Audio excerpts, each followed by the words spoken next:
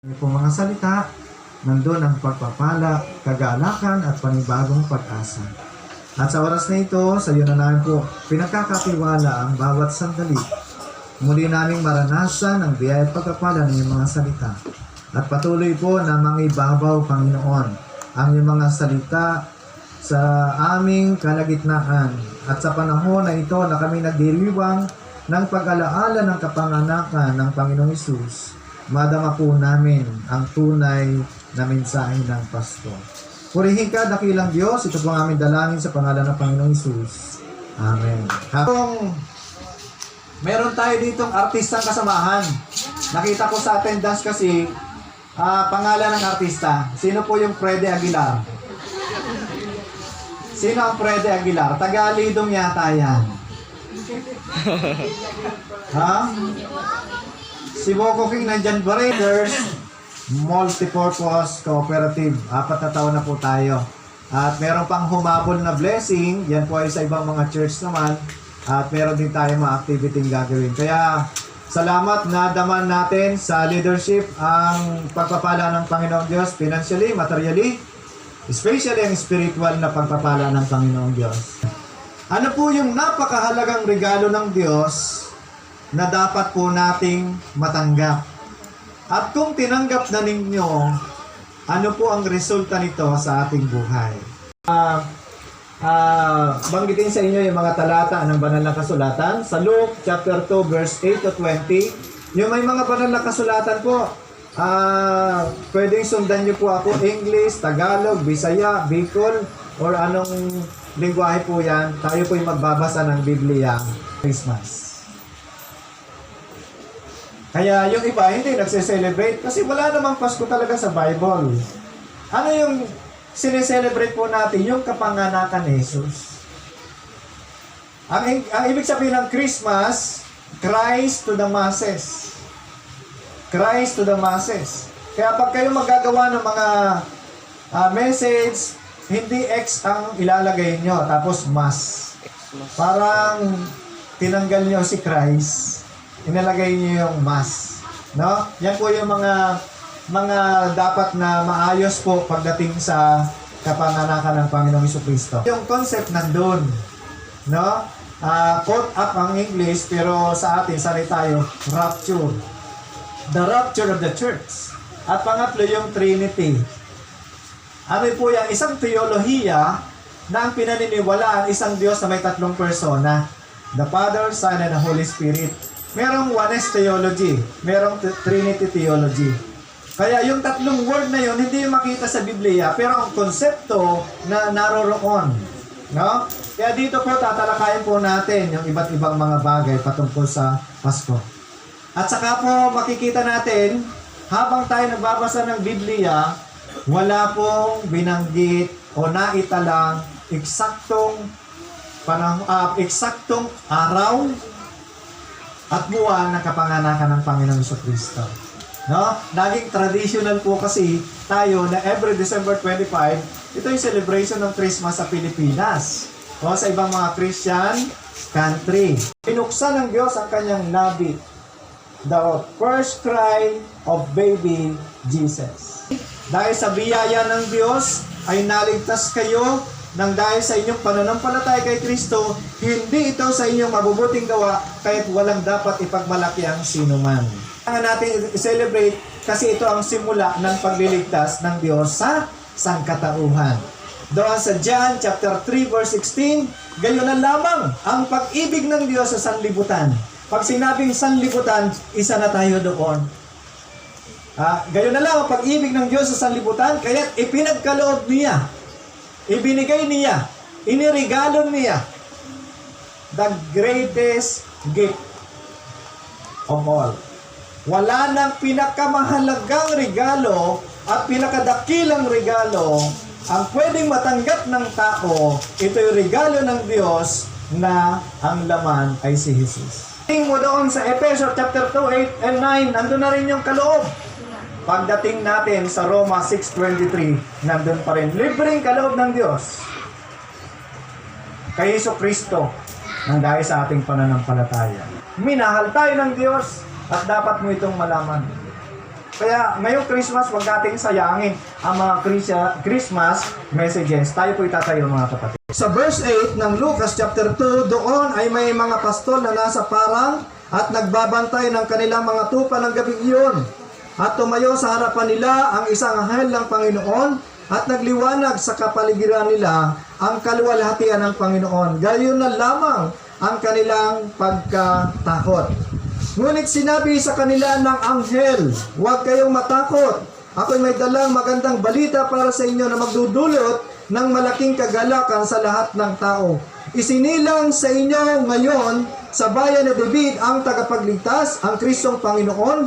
Ito ang inyong palatandaan, matatagpuan ninyo ang isang sanggol na nababalot ng lampin at nakahiga sa isang sabsaban. Biglang lumitaw kasama ng anghel ang isang malaking hukbo ng mga anghel sa kalangitan. Sila ay nagpupuri sa Diyos at umaawit. Papuri sa Diyos sa kaitaasan at sa lupa'y kapayapaan sa mga taong kinalulugdan niya. Nang makalis na ang mga anghel ng Panginoon pabalik sa langit, ang mga pastol ay nag-usap-usap. Tayo na sa Bethlehem. Tingnan natin ang pangyayaring ito na ibinalita sa atin ng Panginoon. Nagmamadali silang pumunta roon at natagpuan nila sina Maria at Jose at naroon ang sanggol na nakahiga sa sabsaban. Nang makita ng mga pastol ang sanggol, isinalaysay nila ang sinabi ng anghel tungkol dito. Sa verse 18, namanghang lahat ng makarinig sa sinabi ng mga pastol. Tinandaan ni Maria ang mga bagay na ito at ito'y kanyang pinagbulay-bulayan. Sa verse 20, sa introduction, in order to help focus on our attention upon the true reason for the season today, I would like to point out 5 blessings of the gifts that Jesus is to all of us from our loving Father in heaven. Alam nyo, walang tourist inn, walang hospital na bakante para sa kanilang mag-asawa. At doon inabot ang panganganak si Mary. Saan inabot ang panganganak? Sa sabsaba ng mga tupa. Ano ang nature? Ano ang atmosphere?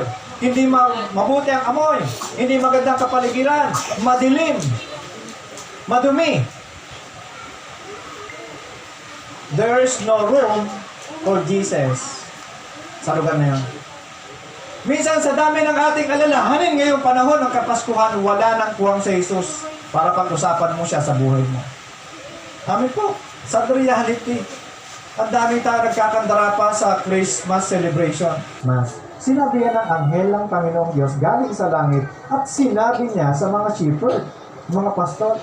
Ang tanong dito, kung babasahin natin, bakit hindi sa mga mahaglikang lugar, mga royal family, mga scribe, Pharisees, Sadducees, mga religious leaders sinabi, fear not or be not afraid, sinabi rin po yan ng anghel ng Panginoon Diyos kay Mary. Ayon sa Lucas chapter 1, verse 30. Lugod-lugod sa ating Panginoong Diyos, sa ating buhay sa araw-araw, lalo na kapag celebration ng Christmas. Yan po yung napakahalaga. Doon kay Joseph sa Matthew 1:20, babasahin ko lamang po sa inyo to prove na ang mga talatang ito ay totoo. Sabi po dito, as he considered this, an angel of the Lord appeared to him a dream. Joseph, son of David, the angel said, do not be afraid to take Mary as your wife, for the child within her was conceived by the Spirit. Ni Joseph, at pag tinakbuhan, tapos buntis si Mary, meron siyang pananagutan sa pamahala. Babatuhin siya hanggang mamatay. Yan ang panis na. No? Kaya, to the shepherd, yun na po yung sinabi, do not be afraid, na meron akong dalang mabuting balita na magdudulot ng kagalakan sa lahat ng tao. Sabi diyan, do not be afraid, he said, I bring you good news that will bring great joy to all people. Nung pinapanganak na si Mary, meron namang anghel na pumunta sa mga shepherd at nakipagkita doon sa grass field, doon sa parang. Ito nga yung issue po sa mga Bible scholar po, mga kapatid. pwede pong March, April, yung season na pinanganak si Jesus. Meron naman nagsasabi, by September, October, season po yun. Saka mapansin natin dito, na bakit nasa labas ng para yung mga tupa? Dapat nasa hawla sila. Bakit nagpapastol yung mga tupa, yung mga pastol sa mga tupa gabi? No? Ayon sa pag-aaral, ito po yung tinatawag na summer season. Kapag winter po kasi maraming snow. Napakalamig. Tama ba, Sister Lena? Sa Middle East. Kaya yan po yan. Hindi na natin pag-usapan. Ang pag-usapan natin, merong pinanganak na tagapagligtas at nagdulot ng malaking kagalakan sa lahat ng tao. Amen po ba? Palapakan natin ang Panginoon. Next po, number 2. Ayan, number 2 po tayo. Jesus is a gift that brings joy sa verse 10. Kagalakan po ba talaga ang hatid ni Kristo sa buhay ninyo? Amen po ba? Amen. Kumbaga, makikita natin dito sa verse 10. But the angel assured them, don't be afraid, he said, I bring you good news that will bring great joy to all people. The Savior, yes, the Messiah, the Lord, has been born today in Bethlehem, the city of David. Grabe yung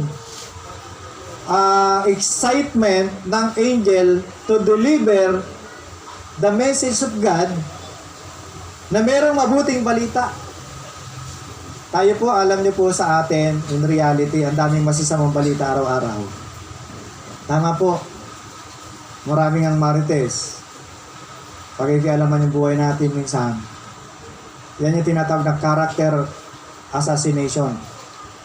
Ina-assassinate nila yung ating buhay. Sila yung mga character assassinator. No? Pero tingnan niyo po, minsan baliktad. Mas interesado tayo sa buhay ng iba, mas interesado tayo sa balita na nangyayari sa mundo kaysa sa binalita ng Diyos sa langit para sa atin ngayon. I bring you great news. Sabi sa iba, I bring you good news or good tidings. Ano yung mabuting balita doon? Pinanganak na si Jesus. Kung iisipin po natin kung tayo mga Israelites, sa mga Jews po tayo, hanggang ngayon naghihintay pa ang mga Hudyo sa pagdating ni Jesus. Hindi nila alam ang pagdating ni Jesus in a humble beginning. Hindi sa pagitan ng royal entourage.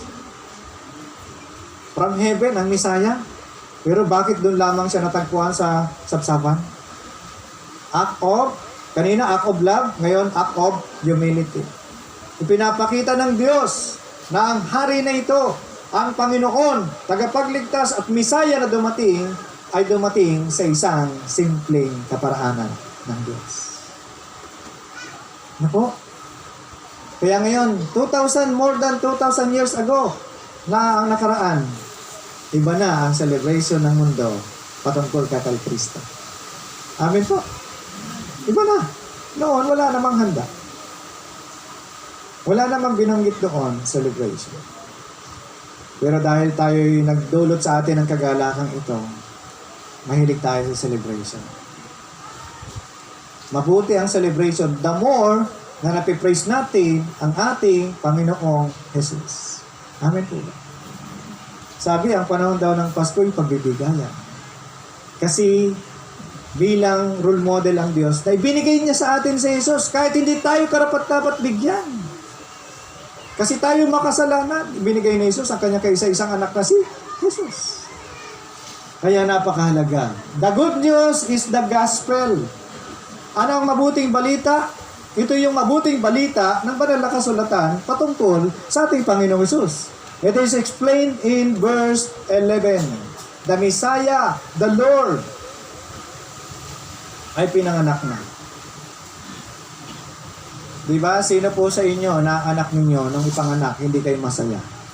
Diba? Grabing exciting ng magulang kahit akad hirap-hirap na siya. Kahit ang kasunod nito ay gastusan ng mga lampin, gatas, or anything na kailangan ng bata. Exciting pa rin tayo at masaya tayo. Ganun po yung langit. Kaya sinabi niya, I bring you good news that bring great joy to all people. Kapag hindi ka masaya sa Pasko, hindi mo pa lubusang makilala si Kristo. Christ is enough sa buhay natin, sa panahon ng Kapaskuhan at sa lahat ng panahon. Amen po. The good news is personal. Diyan sa John 3:16. Gayon na lamang ang pag-ibig ng Diyos sa sanlibutan, kaya pinagkaloob niya ang kanyang kaisa-isang anak upang ang sino man, if anyone, accept, believe Jesus Christ, mabibinipisyuhan ka ng eternal life. Because there is life after death. May eternity. No? Ano pang sabihin ng iba, mahalaga yung may sinabi ang Biblia. Hindi mapahamak, kundi magkaroon ng buhay na walang hanggan. May kapahamakan, may kaligtasan. Choice ng tao yan eh. Kung tatanggapin niyo yung kaligtasan, mararanasan mo ang buhay na walang hanggan. Kung tinanggihan mo si Kristo na nagbibigay ng kaligtasan, pupunta ka sa kapahamakan. No? Kaya, the good news is present sa 2 Corinthians chapter 6 verse 2. Ngayon na ang pagliligtas ng Panginoon. Huwag na nating sabihin, bukas na lang ako. Bukas ko na lang tatanggapin. Bukas ko na lang isasurrender ang buhay ko sa Panginoong Diyos. No. Kung kunin ng Diyos ang hiram mong buhay sa Kanya, mamayang gabi, mapapahama ka. No? Kaya doon sa 2 Corinthians chapter 6 verse 2, nandyan pa po ba kayo? Amen. 6 verse 2, sinabi po dito, ay, sabi dyan, for God says, at just the right time, I heard you, on the day of salvation, I helped you. No? Sa oras ng pagliligtas, pinakinggan kita. Doon sa 2 Corinthians chapter 6, verse 2. Sa Tagalog po ay 2 Corinthians 6 verse 2. Sapagkat sinabi niya, sa kaukulang panahon ay pinakinggan kita, sa araw ng pagliligtas, sinakluluhan kita. Ngayon na ang kaukulang panahon, ito na ang araw ng pagliligtas. Ang kaligtasan ng mabuting balita ay personal, ay inihahayag sa bawat isa. Ang mabuting balita ay dapat present mo siya tatanggapin, hindi bukas na. Kasi hindi natin alam ang bukas. Sino po yung nakakaalam ngayon na bukas maaaring buhay pa siya? Yung sigurado ka na bukas, buhay ka pa. Sino po yun? Meron man nakakaalam na bukas buhay pa siya? Wala. Di natin alam. No? Kumbaga, habang nandito pa tayo, yung oportunidad, malaking pagkakataon ng biyaya ng Diyos ay tanggapin natin sa pagitan ng pagganap natin sa Panginoong Jesucristo bilang ating Panginoon at tagapagligtas.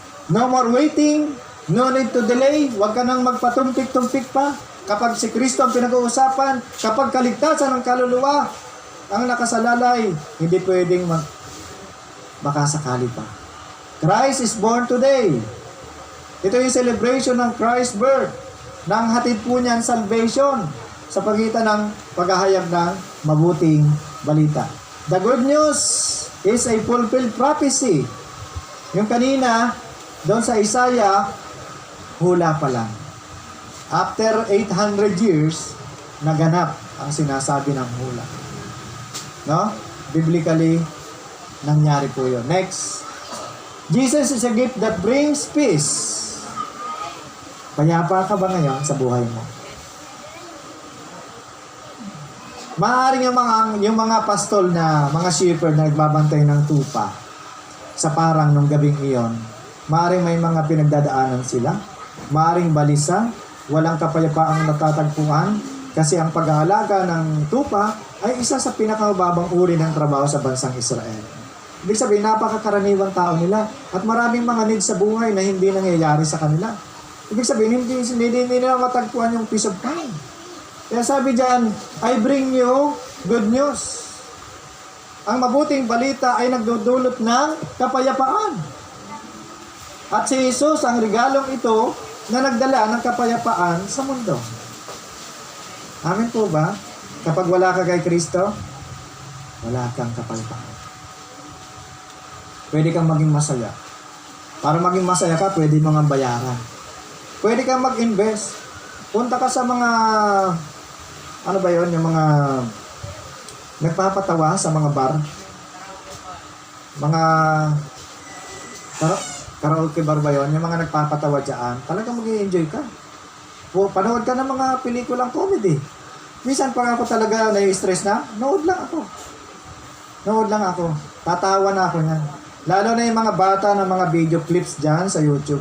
Pinapanood ko yan. Kasi walang walang halong kaplastikan ang ngiti ng mga sanggol. Mare-refresh ka.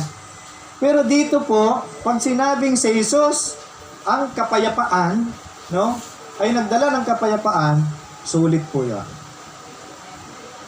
Minsan kahit may pera tayo, pero balisa pa rin tayo. Hindi pa rin natin matagpuan ang kapayapaan. Kaya napansin niyo po yung lagi kong malimit na linyang binabanggit, hindi lahat ng taong nakangiti, masaya. Tama po? Hindi lahat ng taong nakangiti, payapa. Nakangiti lang. Maaaring deep inside may problema. Meron akong background konti sa psychology. Dahil may pastor ako, graduate ng psychology. Pag sa marital counseling, personal counseling, talaga kinakailangan natin ng background ng mga psychologists. Kasi kaya nilang bumasa. Kahit di ka pa nagsalita. Nakaka-connect sila kaagad. Kaya napakahalaga po niyan. Jesus' birth brought glory to God. Sa number 3 po tayo. Jesus' birth brought peace to mankind. Alam niyo, ang kapanganakan ng Panginoong Jesucristo ay nagdulot ng kaluwalhatian sa Panginoong Diyos. At ang kapanganakan ng Panginoong Jesucristo ay nagdulot ng kapayapaan sa mundo. Mahirap hanapin ang peace of mind kung wala ka kay Kristo.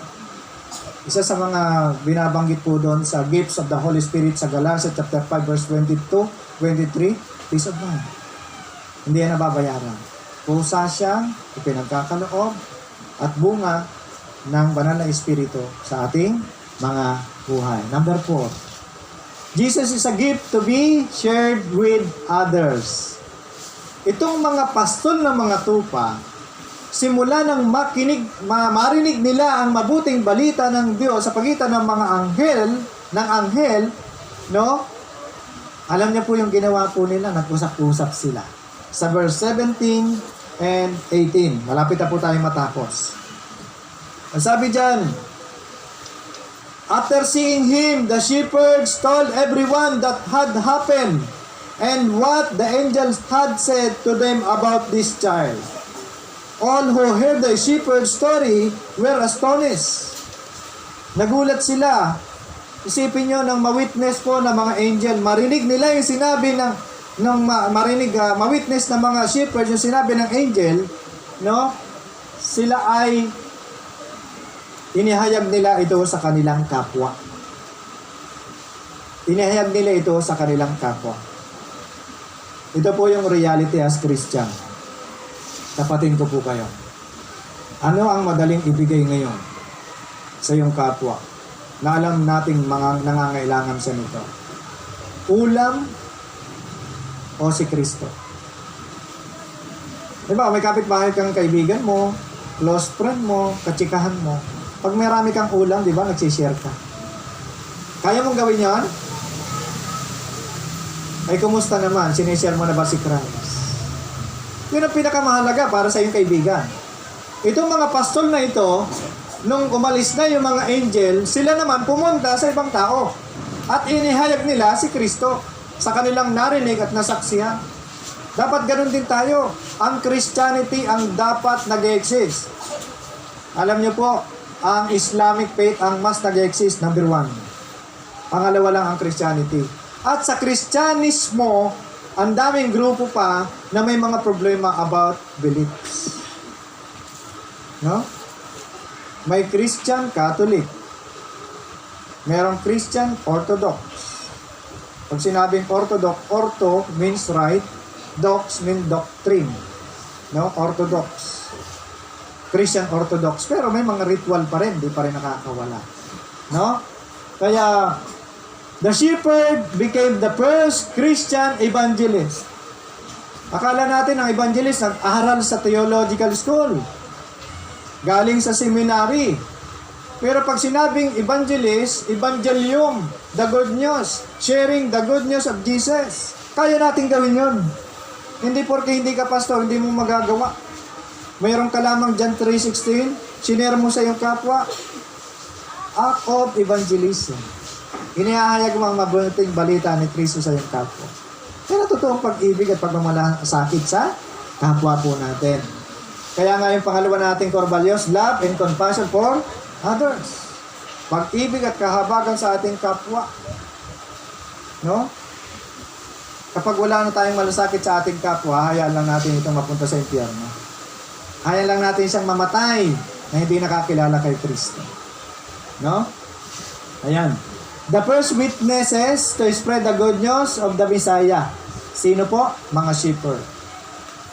Ang mga evangelist, the first evangelist na naghayag ng good news sa mga tao, sa kanyang kapwa ay ang mga pastor. Yun yung mga pastor. No? The shepherd were so excited about what they had seen and heard. Pag nakabalita ka ba patungkol kay Kristo, ikaw ba'y excited? O sasabihin mo, alam ko na yun. Iba-Bible study mo na naman ako. Ganun po, ano? Alam nyo, minsan dito sa Basod, 14 years na ako dito. May mga taong allergy ako sa akin pag nakikita ako dyan sa barangay. Nung mga bago lang ako dito, bago lang. Sino ba yan? Kaya alam niyo po yung taktik ang ginamit ko. Pasok ako sa mga ahensya ng gobyerno. Hinawakan ko yung mga humahawak ng tao. DSWD. FDS Facilitator. Pag hindi kayo nakinig, absent kayo. Bawas kayong 500. Diba yung mga purpose natin ngayon na nandito na ngayon? Doon ako nagsimula. PNP chaplaincy. Mandatory. Bible study sa mga pulis. Pag hindi kayo nag-Bible study, hindi ko pipirmahan ang attendance nyo. Diba? Kaya doon na ipapasok yung gospel, yung good news. Kasi kailangan nila yan. Hindi porke professional, hindi na kailangan ng salvation. Sabi ng banal na kasulatan kanina, sabi ng mga angel, to all people. Sabi dyan, to bring good news to all people, to the kingdom of the living God, regardless of race, status, belief, and religious affiliation. Anumang uri ng kaparaanan ang dapat mong gawin, basta pahayag mga mabuting balita ni Kristo. Sa lamay po, mabenta po. No? Yung mga pastor, mabenta pag lamay. Sa funeral, mabenta rin. Sa birthday yan, lalo na. Pero alam niyo po, sabi doon, mas mabuting pumunta sa bahay ng namatayan kaysa sa bahay ng may handaan. Kasi, inihahayag doon ang katotohanan ng buhay na merong kamatayan pagkatapos natin isilang. No? Next, number 5, dito tayo matatapos. Jesus is a gift that leads us to worship. Dati, ang pagsamba ng mga Israelita ginagawa lamang sa templo exclusively. Pero nung dumating ang Panginoong Jesucristo, lahat ng tao, kahit hindi Hudyo, ay binigyan ng pribileyo na sambahin ang Diyos. Ayon sa John chapter 4, verse 23 and 24, sinabi dito, ang Diyos ay Espiritu at ang mga sumasamba sa Kanya dapat siyang sambahin sa Espiritu at katotohanan. Dalawang bagay lang ang kinakailangan para sambahin natin ang Panginoong Diyos, Espiritu at katotohanan. Hindi sa mga bagay na nakikita ang pagsamba sa Panginoon Diyos, kundi sa pagitan ng Espiritu at sa pagitan ng Kanyang salita na siyang katotohanan galing sa Panginoon Diyos. Amen po ba? Kaya sabi dito, worship. Nung umalis na yung mga anghel, sila ay grabing galak na galak. At sabi doon sa verse 15, when the angels had returned to heaven, the shepherds said to each other, let's go to Bethlehem. Let's see these things that has happened, which the Lord has told us about. No? They hurried to the village and found Mary and Joseph, and there was the baby lying in the manger. After seeing him, the shepherds told everyone what had happened and what the angel had said to them about this child. Sa verse 18, all who heard the shepherd's story were astonished. Sa verse 19, Mary kept all these things in her heart and threw about them. The shepherds went back to their flocks, glorifying and praise God for all they had heard and seen. It was just as the angel told them. Natuto silang sumamba sa Diyos. Nagkaroon sila ng pribileyo na luwalhatiin at purihin ang Diyos. Mga kapatid, ano ang dahilan bakit ka sumasamba sa Kanya? Di ba meron tayong malalim na dahilan why we worship our God? Saan daw po natatagpuan ng Diyos ang pinakamalalim na pagsamba ng tao sa Kanya? Saan daw po yun? Sa anong panahon natin? Sa anong sitwasyon natin? Hindi dahil masaya tayo, sumasamba tayo sa Kanya. Alam niyo po na matatagpuan ng Diyos sa isang tao ang may malalim na pagsamba sa Kanya kapag sumasamba siya kahit nahihirapan ako. Na kapag sumasamba pa rin siya kahit wala siyang mga bagay na nasa Kanya. Naunawaan niyo po ako, kapag may problema tayong pinagdadaanan, kinikilala natin ang Diyos, tinatawag natin siya, that is act of worship. Pagsamba yun sa Panginoon. Minsan sumasamba tayo, pinipili natin yung lugar. Minsan sumasamba tayo dahil may kasama tayo. Minsan sumasamba tayo dahil may pangangailangan tayo. Minsan sumasamba tayo dahil kailangan ito.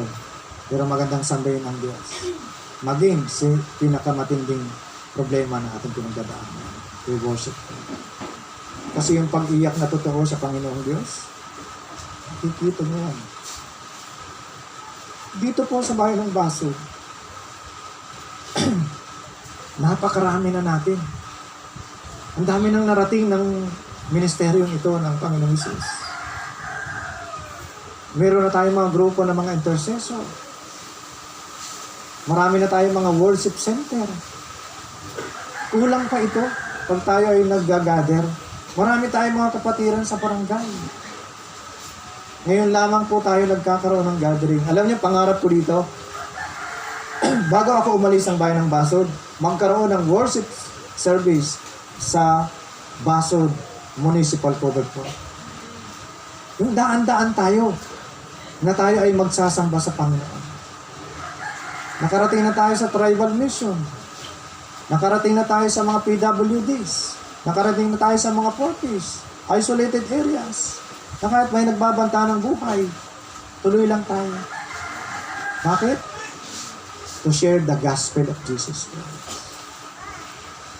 Mga kapatid, kung mahalaga sa iyo ang mabuting balitang ito, at naunawaan mo ang mabuting balita ay nagliligtas, at ngayon inaligtas ka na dahil sumampalataya ka kay Kristo, siya ang iyong Panginoon tagapagligtas at Hari at Panginoon ng iyong buhay, huwag mong ipagkait ito sa iba.